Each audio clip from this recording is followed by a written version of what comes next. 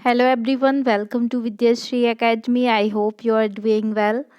आज हम पढ़ने वाले हैं एसएससी जीडी के लिए, एमपी पटवारी के लिए, एमपी पीएससी के लिए एक बहुत ही महत्वपूर्ण क्लास, जिसके अंतर्गत हम हिस्ट्री, पॉलिटी, इकोनॉमी और भी जो अन्य सब्जेक्ट हैं, चाहे वो ज्योग्राफी से रिलेटेड फैक्ट हों, वर्ल्ड ज्योग्राफी से रिलेटेड फैक्ट हों, सारे ही क्वेश्चंस को डिस्कस करेंगे। ये जीएस के लिए, जितने भी एग्जाम में जीएस पूछा जाता है उसके लिए काफ़ी महत्वपूर्ण प्रश्न है, पूछे गए हैं एग्जाम में और इनके पूछे जाने की संभावना अधिक है। तो ध्यान से देखिएगा। चलिए स्टार्ट करते हैं। फर्स्ट क्वेश्चन है सिंधु, पहले हम हिस्ट्री से स्टार्ट करेंगे। सिंधु घाटी सभ्यता का बंदरगाह कौन सा था? तो जो लोथल है और सुत कांगना डोर है, इनका संबंध किससे था? सिंधु घाटी सभ्यता से था। लोथल कहाँ पर स्थित है? ये गुजरात में स्थित है। और अभी ये करंट अफेयर में भी चर्चा में था, क्योंकि यहाँ पर एक म्यूजियम बनाया जा रहा है। नेक्स्ट क्वेश्चन है मोहनजोदड़ो कहाँ पर स्थित है? तो आप जानते होंगे कि मोहनजोदड़ो कहाँ पर स्थित है? पाकिस्तान में स्थित है। और मोहनजोदड़ो को क्या कहा जाता है? तो मोहनजोदड़ो को कहा जाता है मृतकों का टीला। देखिए, ये एक मैराथन क्लास होने वाली है, तो इसको हम थोड़ा स्पीड में पढ़ेंगे। अगर आपको स्पीड अधिक लग रही है तो आप फिर स्पीड को एडजस्ट कर सकते हैं। सिंधु घाटी सभ्यता का सबसे बड़ा स्नानागार कौन सा है? तो जो सिंधु घाटी सभ्यता का सबसे बड़ा स्नानागार है वो कौन सा है? विशाल स्नानागार है। भारत में खोजा गया सबसे पुराना शहर कौन सा था? तो वो था हड़प्पा शहर। जो सबसे प्राचीन शहर था वो हड़प्पा शहर था, और जिसे क्या है, हड़प्पा सभ्यता के नाम से भी जाना जाता है। जो हड़प्पा सभ्यता की खोज है ये किसने की थी? तो ये की थी दयाराम साहनी जी ने। ये नाम भी आपको याद रखना है। हड़प्पा कालीन स्थल रोपण, ये कहाँ पर आता है? ये पंजाब में स्थित है। ये पूछा गया है, ये किस नदी के किनारे है? तो सतलज नदी के किनारे है। फिर वेदों से रिलेटेड प्रश्न पूछे जाते हैं, जैसे वेदों की जो मुख्य वेद हैं उनकी संख्या कौन सी है? 4। कौन कौन से वेद हैं? तो पहला है ऋग्वेद, दूसरा है सामवेद, तीसरा है यजुर्वेद और चौथा है अथर्ववेद। तो ये चारों वेदों के नाम आपको पता होने चाहिए। पुराणों की संख्या कितनी है? पुराणों की संख्या है 18। 18 जो है वो मुख्य पुराण है। और कितने मंडल हैं? तो मंडल हैं 10। और अगर सूत्र पूछा जाए तो कितने हैं? 1028। ये कुछ फैक्ट आपको पता होने चाहिए। गायत्री मंत्र किस पुस्तक से लिया गया है? तो जो गायत्री मंत्र है वो ऋग्वेद से ही लिया गया है। योग दर्शन के प्रतिपादक कौन है? तो योग दर्शन के प्रतिपादक है पतंजलि। अब योग की बात आई है तो आपको पता होना चाहिए कि जो इंटरनेशनल योगा डे है ये कब मनाया जाता है? तो ये मनाया जाता है 21 जून को। ये भी आपको याद रखना है। भीमबेटका क्यों प्रसिद्ध है? तो भीमबेटका प्रसिद्ध है शैल चित्रों के लिए। और भीमबेटका ये कहाँ पर आता है? तो ये मध्य प्रदेश के रायसेन जिले में आता है। इसको कब यूनेस्को में सम्मिलित किया गया था? तो याद रखिएगा 2003। भीमबेटका की खोज किसने की है? ये आपको कमेंट बॉक्स में लिखकर बताना है। सिंधु घाटी कौन कौन सी शहरी सभ्यताओं का नगरह था? तो मोहनजोदड़ो, कालीबंगा, लोथल, धोलावीरा, राखीगढ़ी, हड़प्पा। देखिए, यदि आप एमपीपीएससी की तैयारी कर रहे हैं तो जो ये मेंस में 3 मार्कर में ये सारे क्वेश्चन पूछे ही गए हैं, कि जैसे आपको धोलावीरा 3 नंबर में आ सकता है। और अब आपको ये तैयार कैसे करना है? तो अभी पूछा जाएगा आपसे धोलावीरा। क्यों पूछा जाएगा? क्योंकि इसको यूनेस्को हेरिटेज में शामिल किया गया है। जो 40वें नंबर की साइट बनी है वो धोलावीरा ही बनी है। राखीगढ़ी अभी काफ़ी चर्चा में रहा है। तो इस तरीके से हिस्ट्री को आपको करंट अफेयर से कनेक्ट करके पढ़ना पड़ेगा। जो ये क्वेश्चन नहीं है महत्वपूर्ण, इसको स्किप कर दीजिए। अब बात करते हैं गुप्त काल। गुप्त काल से क्या क्या क्वेश्चन पूछे जा सकते हैं? जैसे पहला क्वेश्चन तो यही संस्थापक से बनता है कि गुप्त वंश का संस्थापक कौन था? तो वो था श्रीगुप्त। गुप्त शासकों की जो भाषा थी वो कौन सी थी? संस्कृत भाषा थी। अजंता की गुफाएं किस काल से संबंधित हैं? तो ये गुप्त काल से संबंधित हैं। फाहियान किसके शासनकाल में आया था? तो याद रखिएगा, फाहियान जो चंद्रगुप्त विक्रमादित्य थे उनके शासनकाल में आया था।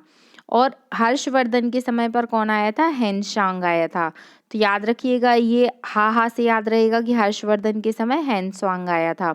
किस युग को गोल्डन पीरियड कहा जाता है या गोल्डन एरा कहा जाता है? तो गोल्डन एरा के नाम से जाना जाता है गुप्त काल को। ये क्वेश्चन मेंस में भी आ चुका है 15 मार्कर में। मीन्स पहले तो 11 नंबर का पूछा जाता था। तो आपको ये याद रखना है। क्यों कहा जाता है? क्योंकि किसी भी आप गोल्डन पीरियड कब बोल सकते हैं? जब सब कुछ अच्छा हो चारों तरफ से, चाहे वो सामाजिक दृष्टिकोण हो, आर्थिक हो, राजनैतिक हो, जितना भी, चाहे वो स्थिति विद्वानों का मतलब विद्वत जनों का विकास हो रहा हो, तो क्या है, शिक्षा को बढ़ावा मिल रहा हो, ये सारे प्रोस्पेक्टस के अकॉर्डिंग अगर सब कुछ अच्छा चल रहा है तो उसे इसीलिए क्या बोला गया था? गुप्त युग को गोल्डन पीरियड बोला गया था। हर्षवर्धन के समय में चीनी यात्री कौन सा आया था? वो था हेनसोंग। बाणभट्ट किसके राजदरबारी कवि थे? तो वो हर्षवर्धन के राजदरबारी कवि थे। आपको लग रहा होगा कि मैं जस्ट पढ़ रही हूँ, देखिए ये एक रिवीजन है आपके लिए, ये सारे पॉइंट आपको पता होंगे, लेकिन कहाँ से कौन सा क्वेश्चन कैसे पूछा गया है हम सिर्फ ये डिस्कस करने वाले हैं। विक्रम संवत की शुरुआत कब से मानी जाती है? तो 57 वर्ष जो ईसा पूर्व है 57, वो वहाँ से विक्रम संवत की शुरुआत मानी जाती है। मुद्रा राक्षस, मुद्रा राक्षस पुस्तक, तो इतिहास की पुस्तकें भी आपको याद करनी पड़ेंगी कि मुद्रा राक्षस पुस्तक किसने लिखी? तो वो विशाख दत्त ने लिखी थी। चोल वंश किसकी राजधानी थी? तो जो तंजावुर है, तंजावुर की राजधानी थी। पांड्य वंश किसकी राजधानी थी? तो जो मदुरई है, जिसे मंदिरों का शहर भी कहा जाता है, वो पांड्य वंश की राजधानी थी। दिल्ली, दिल्ली सल्तनत की दरबारी भाषा क्या थी? तो वो थी फारसी भाषा। आगरा की स्थापना किसने की थी? तो आगरा की स्थापना सिकंदर लोदी ने की थी। आगरा कहाँ स्थित है? तो ये यूपी में स्थित है। क्या आप बता सकते हैं कि आगरा को यूनेस्को हेरिटेज में कब शामिल किया? अगर आपको पता है तो कमेंट बॉक्स में लिखकर बताइएगा। इब्न बतूता, इब्न बतूता जो है वो कहाँ से आया था? तो वो मोरक्को अफ्रीका से आया था। भारत में गुलाम वंश का संस्थापक कौन था? तो कुतुबुद्दीन ऐबक, कुतुबुद्दीन ऐबक को गुलाम वंश का संस्थापक माना जाता है।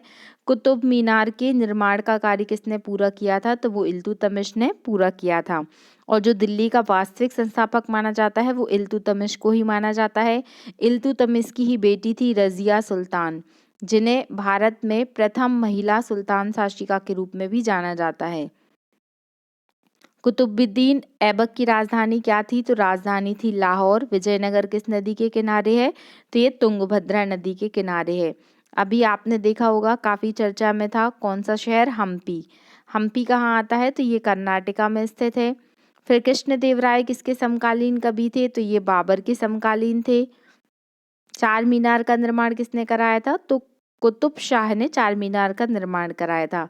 और जो जीटी रोड है, जीटी रोड मतलब क्या होता है? ग्रांड ट्रंक रोड, इसका निर्माण किसने कराया था? तो शेरशाह सूरी ने कराया था। दीन ए इलाही, दीन ए इलाही नया धर्म, ये क्या मतलब था? कि सारे धर्मों की अच्छी बातों को दीन ए इलाही के अंतर्गत लाने वाला कौन था? तो वो अकबर था। फिर दिल्ली में लाल किले का निर्माण किसने कराया था? तो शाहजहां ने कराया था। तो आपको याद रखना है, ये आर्किटेक्चर से रिलेटेड क्वेश्चन पूछे जाते हैं। खासकर जो मेडिवल हिस्ट्री में जो भी किले बने हैं या फिर जो भी कुछ विशेष स्मारकों का निर्माण हुआ है, इमारतों का निर्माण हुआ है, तो उसके क्वेश्चंस आपसे पूछे जाएंगे। अब हम मॉडर्न पे आते हैं, मॉडर्न से क्या क्या क्वेश्चन पूछे गए हैं। तो ईस्ट इंडिया कंपनी का पहला गवर्नर जनरल कौन था? तो याद रखिएगा विलियम वेंटिक। आपको सीक्वेंस से सारे गवर्नर जनरल के नाम याद होने चाहिए। Vasco D gamma, Vasco D gamma कहाँ का निवासी था? तो पुर्तगाल का था।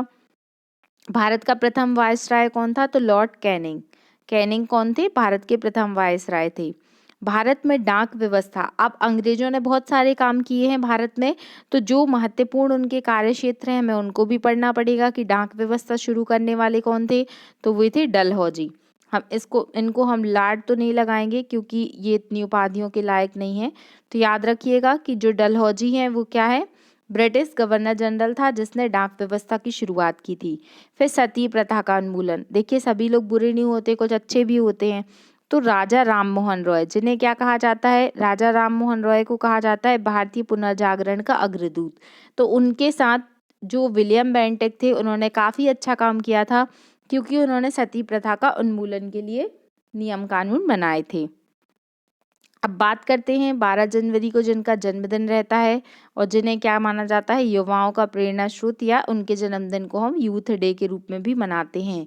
समझ गए होंगे बात। हम बात कर रहे हैं स्वामी विवेकानंद की। उनका जो मूल नाम क्या था? उनका मूल नाम था नरेंद्र दत्त। भारत में अंग्रेजी शिक्षा नीति करने वाले जो अंग्रेज थे वो कौन थे? मैकाले।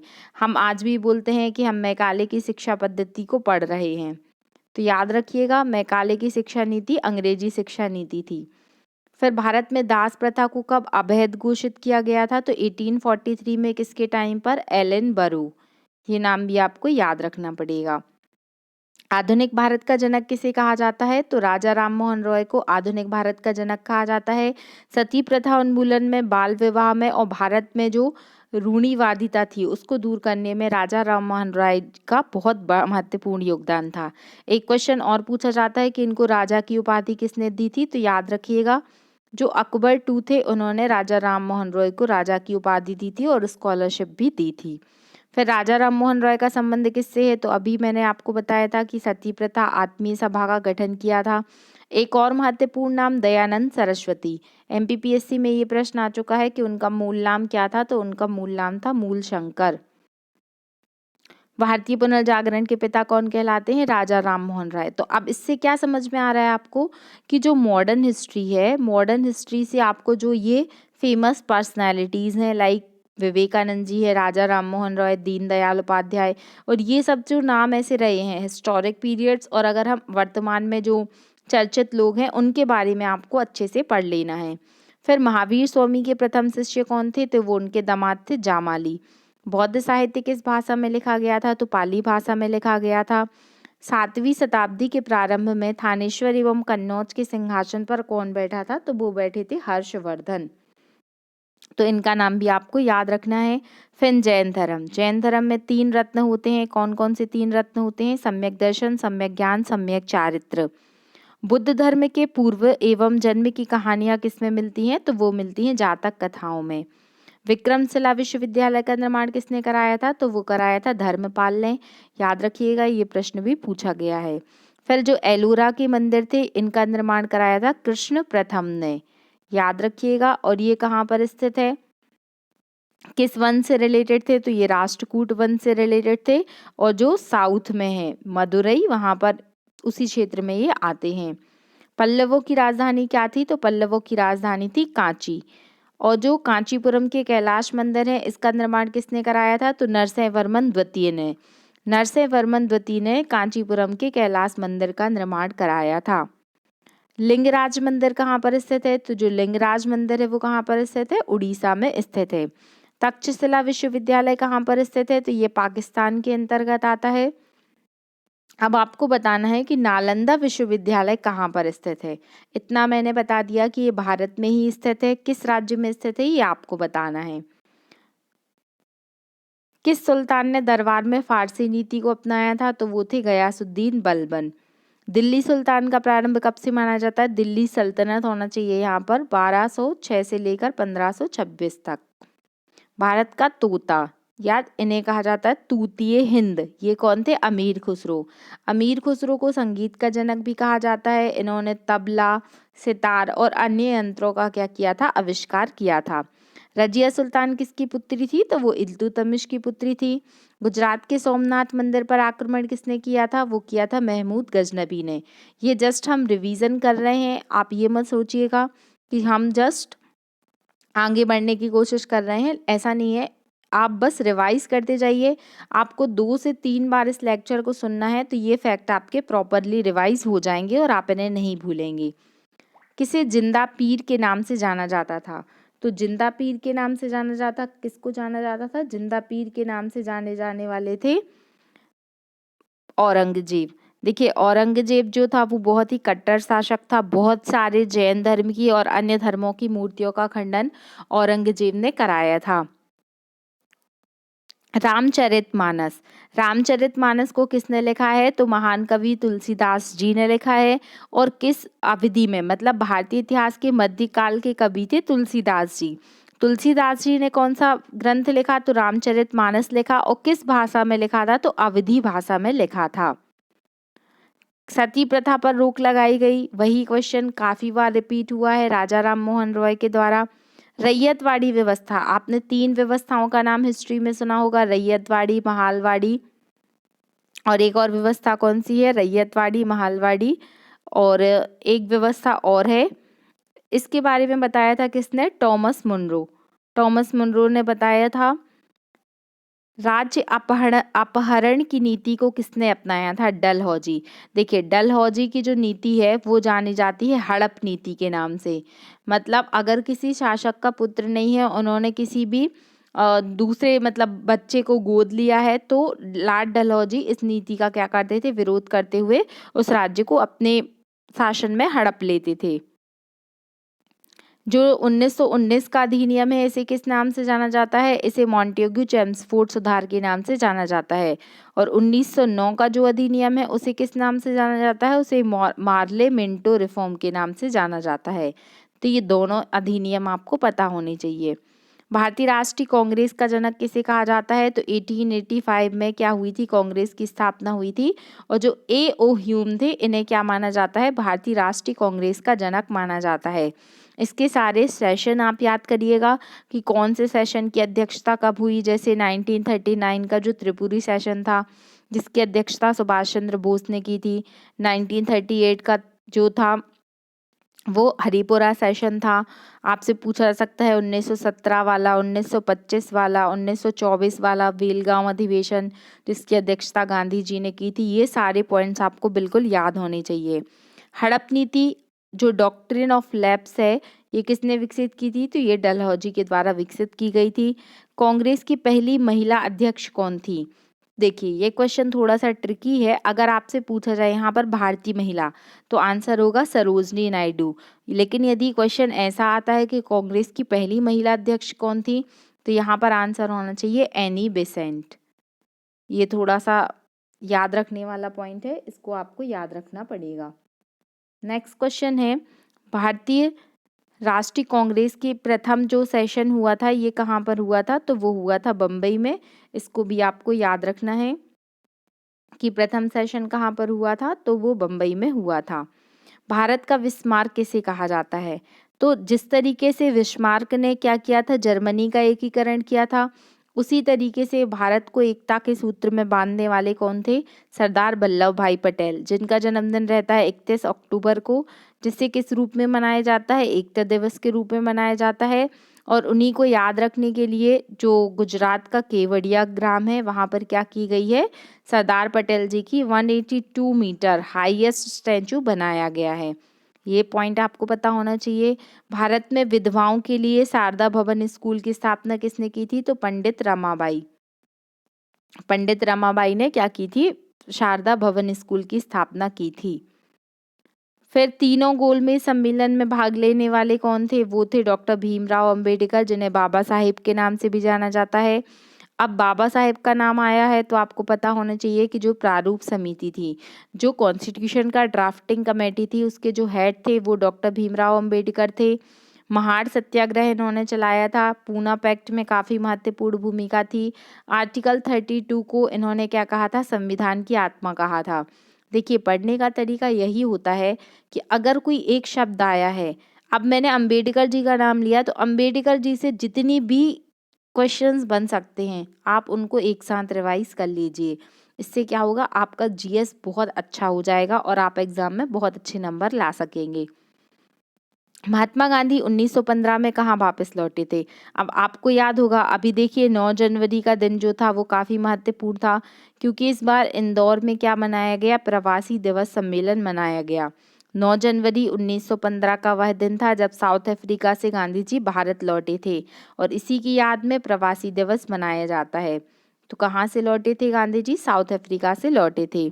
महात्मा गांधी जी की माता का क्या नाम था? तो पुतलीबाई था। और पिता का क्या नाम था? ये आपको कमेंट बॉक्स में लिखकर बताना है। कायदे आजम के नाम से किसे जाना जाता था? कायदे आजम के नाम से जाना जाता था मोहम्मद अली जिन्ना को। सबसे प्राचीनतम वेद हैं कौन से? ऋग्वेद। तो देखिए, ये लगभग अभी कितना टाइम हुआ है? लगभग 19 मिनट हुआ है। 19 मिनट में हमने मतलब सिंधु घाटी सभ्यता से लेकर अभी तक, मतलब मॉडर्न तक जितने क्वेश्चंस पूछे गए हैं वो रिवाइज कर लिए हैं। इसी तरीके से हम हिस्ट्री, पॉलिटी और इकोनॉमी और जो भी क्वेश्चंस हैं वो डिस्कस कर लेंगे। आई होप आपको ये मेरा एफर्ट्स अच्छा लग रहा होगा। अगर आपको अच्छा लग रहा है तो प्लीज़ अप्रिशिएट कीजिए, सब्सक्राइब कीजिए और शेयर कीजिए। अब हम स्टार्ट करते हैं पॉलिटी। बहुत ही इंटरेस्टिंग है, बहुत अच्छे से हम पढ़ेंगे और आपको डेफिनेटली अच्छा लगेगा। भारतीय संविधान को कब अपनाया गया? तो 26 नवंबर का वह दिन, 26 नवंबर को ही हम क्या मनाते हैं? 26 नवंबर को संविधान दिवस मनाते हैं। तो 26 नवंबर 1949 को भारतीय संविधान को अपनाया गया था। लेकिन इसको लागू कब किया गया, अगर कभी क्वेश्चन ऐसा आ जाए तो याद रखिएगा, लागू तो 1950 में किया गया था। भारतीय संविधान के अध्यक्ष मतलब भारतीय संविधान सभा जो थी उसके अध्यक्ष कौन थे? तो डॉक्टर राजेंद्र प्रसाद थे। अगर क्वेश्चन ऐसा आता है कि पहला जो संविधान सभा बनी थी उसके अस्थायी अध्यक्ष कौन थे? तो अस्थायी अध्यक्ष बनाया गया था किसे? सच्चिदानंद सिन्हा जी को। फिर उसके बाद में स्थायी अध्यक्ष किसे बनाया गया था? तो वो बनाया गया था राजेंद्र प्रसाद जी को। भारतीय संविधान की जो प्रारूप समिति थी या ड्राफ्टिंग कमेटी थी उसके हेड कौन थे? डॉक्टर भीमराव अंबेडकर थे। और इसमें कितने सदस्य थे? तो 7 सदस्य थे, जिसमें के.एम. मुंशी और भी हिदायतुल्लाह, बहुत सारे आपको नाम मिल जाएंगे। फिर भारतीय संविधान में समवर्ती सूची किस संविधान से ली गई है? तो अब इससे क्या पता चलता है, ये क्वेश्चन क्या डिनोट करने वाला है कि क्या इंडिकेट करने वाला है कि जो संविधान है, भारत का संविधान आप जानते हैं कि दुनिया में सबसे बड़ा संविधान है। तो हमने क्या किया है, सारे अलग अलग देशों की स्टडी की थी संविधान की और उनकी जो अच्छी अच्छी बातें थी उनको अपनाया था। तो हमें पता होना चाहिए कि हमने कौन से देश से क्या अपनाया। जैसे समवर्ती सूची का कॉन्सेप्ट ऑस्ट्रेलिया से लिया है, जो संविधान में प्रस्तावना की भाषा है वो ऑस्ट्रेलिया से ली है। और फंडामेंटल राइट का कॉन्सेप्ट हमने कहाँ से लिया है? यूएसए से लिया है। अगर पूछा जाए कि जो जुडिशरी है उसका कॉन्सेप्ट भी हमने यूएसए से लिया है। जो हमारी संसद का पैटर्न है कि उच्च सदन होगा, निम्न सदन होगा, ये हमने कहाँ से लिया है? ये ब्रिटेन से लिया है। इस तरीके से आपको पता होना चाहिए। जो डीपीएसपी का कॉन्सेप्ट है ये कहाँ से लिया है? ये हमने आयरलैंड से लिया है। और जो 1935 का इंडियन कॉन्स्टिट्यूशनल एक्ट है उसके भी हमने लगभग 100 से अबव आर्टिकल को एज इट इज़ अपनाया है। तो ये सारे फैक्ट आपको पता होने चाहिए कि कौन से देश से क्या लिया गया है। ये क्वेश्चन हम डिस्कस कर चुके हैं कि जो संविधान सभा की पहली बैठक हुई थी उसके हेड कौन थे? सच्चिदानंद सिन्हा जी थे और इन्हें वरिष्ठता के आधार पर चुना गया था। भारतीय संविधान के निर्माताओं ने जो स्वतंत्रता, समानता और बंधुत्व है, इसे किस देश के संविधान से अपनाया था? तो जो फ्रांस का संविधान था उससे अपनाया था। भारतीय संविधान में मूल अधिकार किस संविधान से लिए गए? ये आंसर गलत दिया है, यहाँ पर यूएसए होना चाहिए था। जो फंडामेंटल राइट का कॉन्सेप्ट था वो कहाँ से आया था? वो यूएसए से आया था। लेकिन जो मैग्ना कार्टा बोला गया था जिसको, वो जो अधिकार, मूल अधिकारों की जो एक प्रपत्र आया था वो इंग्लैंड से लिया गया था। किस आर्टिकल में बताया गया है? आपने एक आर्टिकल 15 आयुष्मान खुराना की मूवी भी आई थी, वो भी देखी होगी, जिसमें नस्ल, धर्म और राष्ट्रीय मूल के आधार पे जो भेदभाव है, जो डिस्क्रिमिनेशन किया जाता है, उसका क्या किया गया है? विभेद किया गया है। अब देखिए, आपको जो महत्वपूर्ण आर्टिकल हैं, आर्टिकल 1 से लेकर कोशिश करिएगा जितने भी महत्वपूर्ण आर्टिकल्स हैं वो आपको एकदम उंगलियों पर याद होने चाहिए। जैसे अब मैं आपको अगर मैं लिखती हूँ, क्या आप बता सकते हैं ये आर्टिकल कौन कौन से हैं? लाइक 148 तुरंत दिमाग में आना चाहिए कि ये कैग का आर्टिकल है। 324 मतलब निर्वाचन आयोग का आर्टिकल होगा। आर्टिकल 62 मतलब ये राष्ट्रपति से संबंधित होगा। 72 मतलब ये क्षमादान की शक्तियाँ होंगी। आर्टिकल 100 क्या बताता है? इस तरीके से जो भी महत्वपूर्ण आर्टिकल हैं वो बिल्कुल आपको याद कर लेने हैं, क्योंकि वो आपकी काफ़ी मदद करने वाले हैं। फिर भारतीय नागरिकता को कितने तरीक़ों से प्राप्त कर सकते हैं? तो 4 ऐसे तरीके हैं। बात नागरिकता की आई है तो आपको पता होना चाहिए कि कौन से भाग में नागरिकता को बताया गया है। जो चैप्टर 2 है, भाग 2 है, उसमें नागरिकता को बताया गया है। भारत में एकल नागरिकता है। अमेरिका जैसा नहीं है कि आप अमेरिका के तो नागरिक हैं ही, लेकिन यदि आप न्यूयॉर्क में रह रहे हैं या कहीं और प्रांत में रह रहे हैं तो वहाँ की भी नागरिकता होगी। हमने जो नागरिकता का कॉन्सेप्ट है ये इंग्लैंड से अपनाया है और भारत में एकल नागरिकता है। आप किसी भी राज्य में रहते हैं उससे कोई फ़र्क नहीं पड़ता, आपको भारत की नागरिकता मिली है तो आप क्या कहलाएंगे? भारतीय कहलाएंगे। जो दोहरी नागरिकता निम्नलिखित में से किसकी विशेषता है? तो जो दोहरी नागरिकता है वो संघीय सरकार की विशेषता है। भारत में कितने मौलिक अधिकार दिए गए थे, मतलब मौलिक अधिकार पहले कितने दिए गए थे? प्रारंभ में 7 मौलिक अधिकार दिए गए थे, लेकिन अगर आपसे क्वेश्चन ऐसा आता है कि वर्तमान में कितने मौलिक अधिकार हैं, तो 6 मौलिक अधिकार हैं। अब एक कौन सा मौलिक अधिकार कम हो गया है? तो मौलिक अधिकार जो कम हो गया है वो कौन सा है? Right to property. Right to property को क्या है, फंडामेंटल राइट से क्या कर दिया गया? हटा दिया गया। कब हटाया गया? तो 44 कॉन्स्टिट्यूशनल अमेंडमेंट। 19 कौन सा है? 76, ये आपको याद रखना है। एक क्वेश्चन आपको बताना है कि जो मूल संविधान था उसमें फंडामेंटल ड्यूटी कितने थे, ये आपको कमेंट बॉक्स में लिखकर बताना है। भारत में जो पदेन सभापति होता है वो कौन होता है? उपराष्ट्रपति होता है। वर्तमान में उपराष्ट्रपति के पद पर कौन है? ये आपको कमेंट बॉक्स में लिखकर बताना है। पहले कौन थे? वेंकैया नायडू, मतलब इसके पहले। अभी कौन है? जगदीप धनखड़ जी हैं। राष्ट्रपति द्वारा राज्यसभा के कितने सदस्यों को नामित किया जाता है? तो 12 सदस्यों को नामित किया जाता है, जो अलग अलग क्षेत्रों से संबंधित होते हैं। राष्ट्रपति अपना त्याग पत्र किसे देंगे? त्याग पत्र देंगे उपराष्ट्रपति को, और उपराष्ट्रपति अपना त्याग पत्र किसे देंगे? राष्ट्रपति को। इस तरीके से ये परस्पर इनका आदान प्रदान चलता रहता है। डीपीएसपी जो राज्य के नीति निर्देशक तत्व हैं, ये किस संविधान से लिए गए हैं? तो ये आयरलैंड से लिए गए हैं। भारतीय संविधान में याचिकाएं जो हैं द्विसदनीय पद्धति मतलब क्या कॉन्सेप्ट है यहाँ पर? ब्रिटेन से, मतलब जैसे लोकसभा राज्यसभा का कॉन्सेप्ट कहाँ से लिया गया है? तो ब्रिटेन से लिया गया है, यही बोला गया है। ये क्वेश्चन हम देख चुके हैं कि समता, समानता, बंधुत्व ये सब लिया गया है फ्रांस से। फिर वर्तमान में कितने मौलिक अधिकार हैं? तो वर्तमान में मौलिक अधिकार हैं 6। कौन कौन से मौलिक अधिकार हैं? फंडामेंटल राइट का जो वर्णन है वो किस भाग में मिलता है? तो वो भाग 3 में मिलता है, आर्टिकल 12 से लेकर आर्टिकल 35 तक। ये वही क्वेश्चन रिपीट हुए हैं। फिर जो सामाजिक आर्थिक लोकतंत्र को सुनिश्चित करता है, आर्टिकल 14। आर्टिकल 15 डिस्क्रिमिनेशन के विरुद्ध है।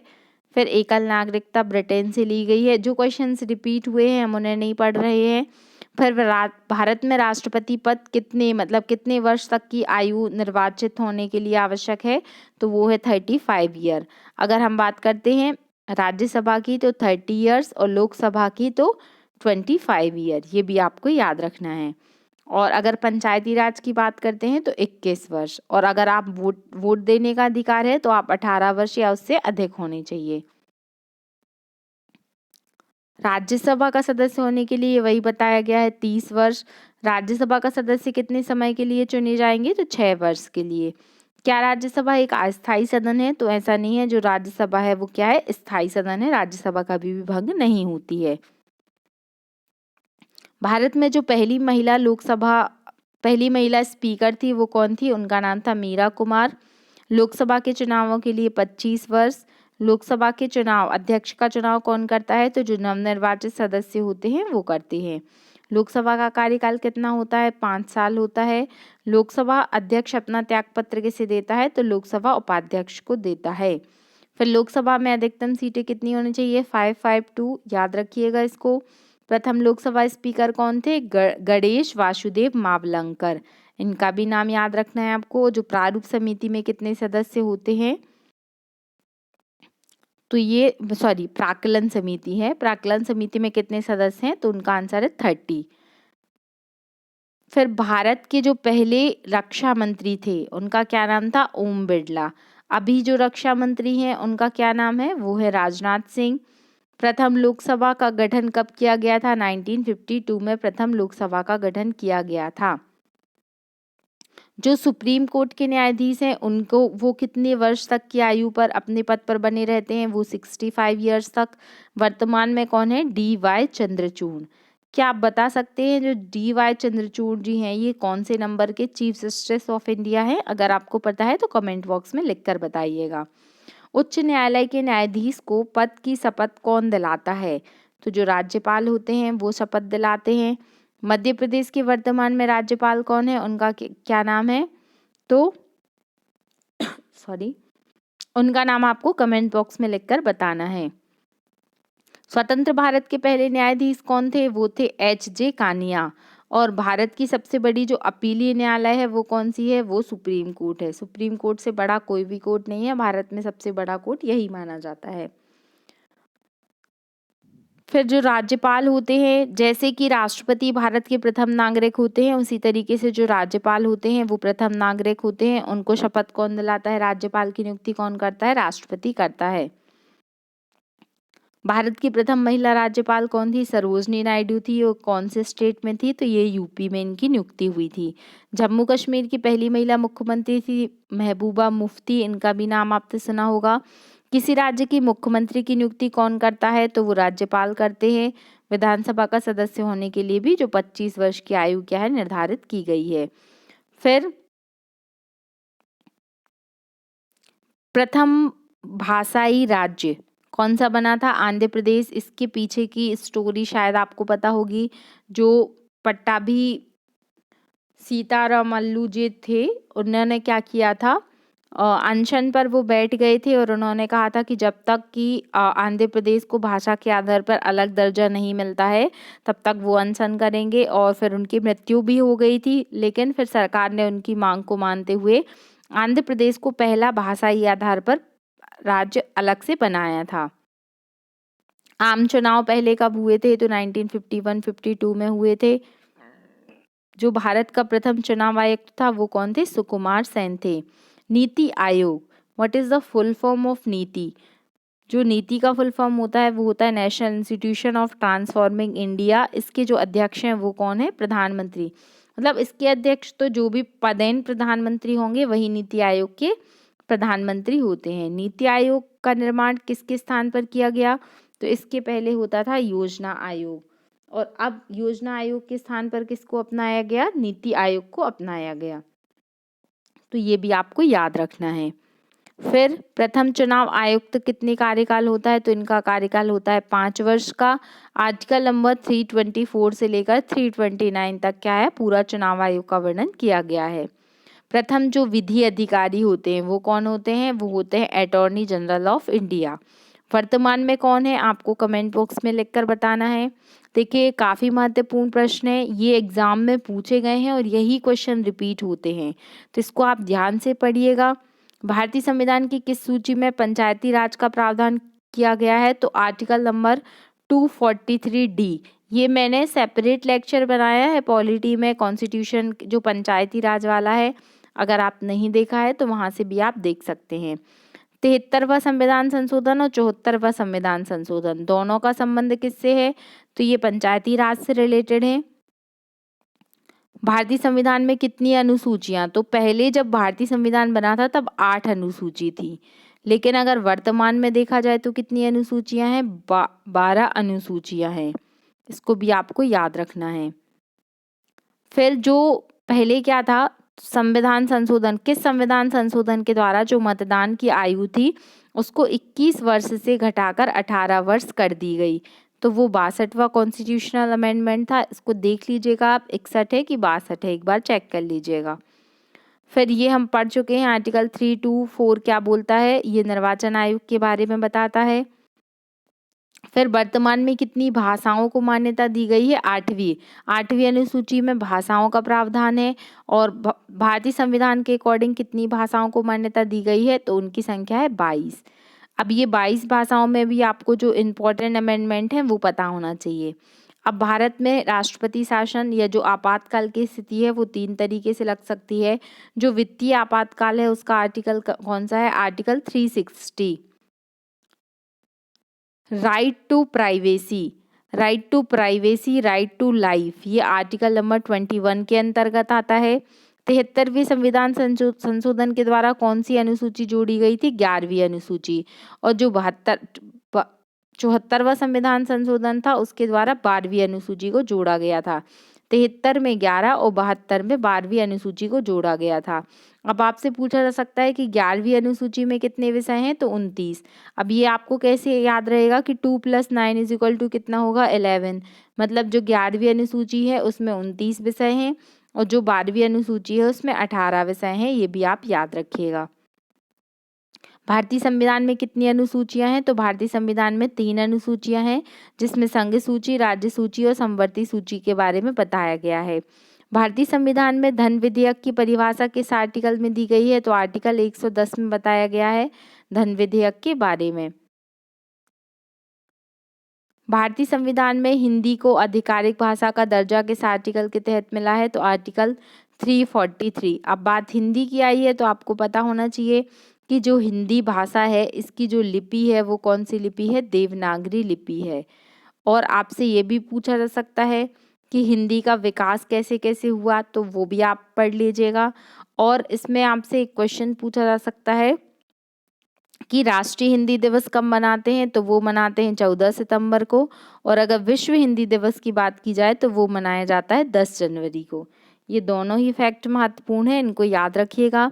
नीति आयोग के अध्यक्ष वर्तमान में कौन है? तो वो है नरेंद्र मोदी जी, जो पदेन प्रधानमंत्री होते हैं वही नीति आयोग के अध्यक्ष होते हैं। ये तो आपको पता चल ही गया होगा। फिर राष्ट्रीय खाद्य सुरक्षा विधेयक किस वर्ष पारित किया गया? तो 2013 में पारित किया गया था। स्टैचू ऑफ यूनिटी कहाँ पर स्थित है? गुजरात में, और हाइट 182 मीटर है।